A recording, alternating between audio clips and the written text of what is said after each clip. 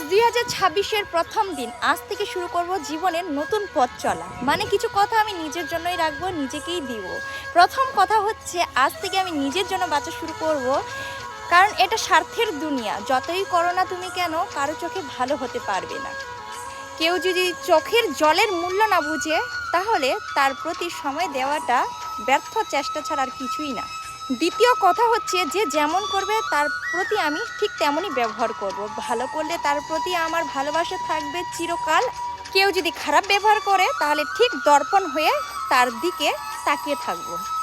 তৃতীয় কথা হচ্ছে, কেউ যদি আমার আত্মসম্মানে আঘাত দেওয়ার চেষ্টা করে, তাহলে সেই উচিত জবাবটা আমি নিজের হাতে নেব, কারণ নিজের আত্মসম্মান রক্ষার দায়িত্ব আমি এখন থেকে নিজেই করব।